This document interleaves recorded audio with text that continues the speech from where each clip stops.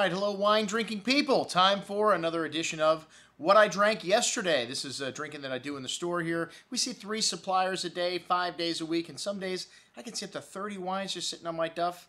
And not a bad way to spend the afternoon, I can tell you that. But, you know, we do have to make it through some average stuff. And the first producer profile that we've got today, this is a very well-known man in Sonoma, Don Sebastiani. You know, the wines that are made under his namesake are now made by Mr. Bill Foley, and the wines are very good. I have to say, the Sebastiano Secolo, very nice, and you know, some of the other wines I've had from them I've been very impressed with, but this whole portfolio of stuff that Don is doing, I mean, it's good. There's nothing wrong with it. These wines are not bad. It's not like you're going to spit them out when you drink them, but, you know, for a guy that's this famous and this well-known, you would think the wines would just be a little better. I don't know. I was expecting a little bit more on this day, and, you know, with names like White Knight and Pennywise and Plungerhead, you know, it seems like they're spending a little more time thinking up these packaging ideas than thinking about putting quality wine in the bottle. Anyways, the White Knight Moscato, like I said, not bad. None of these wines sucked. The other guy's wine company, TOG, Don Sebastiani and Son. August is the son that has this label. This is a blend of 50% Muscat Alexandra, 27% Muscat Canelli, 20% Pinot Grigio, 3% Orange Muscat, what I call a train wreck blend. It's really hard to tell what this wine is based on that, and there's a lot of people trying to recreate this conundrum, you know, this effect in a white wine that has this light amount of sweetness and this little bitterness and this nice balance and just perfect combination of both things and appeal to the average everyday wine drinker. And this wine, like I said, wasn't bad, but, you know, $10.50 wasn't expensive either.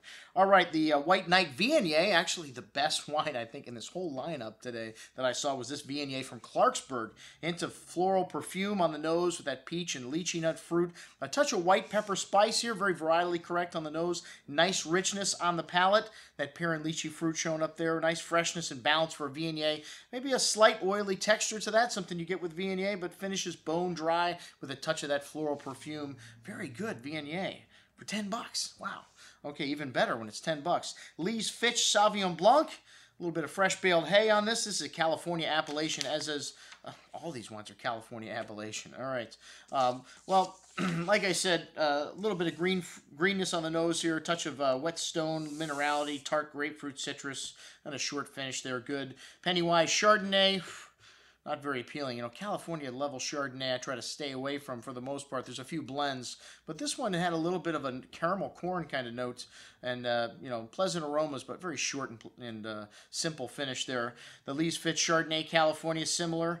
And then Pennywise Petite Syrah, okay, well, had some nice blackberry and blueberry fruit and some pretty violet notes, but, you know, pretty short on the finish.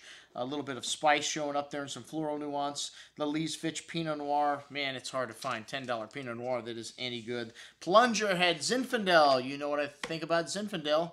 And the Dry Creek Zinfandel from Plungerhead. The most expensive wine on the table tonight at $19.50. And, you know, most of these wines I wouldn't bring home and drink myself. So there's no point in me putting them in the store. If I don't sell it, I've got to drink it. All right, enough said. All right, coming up next, we've got Jesse Lang from Oregon.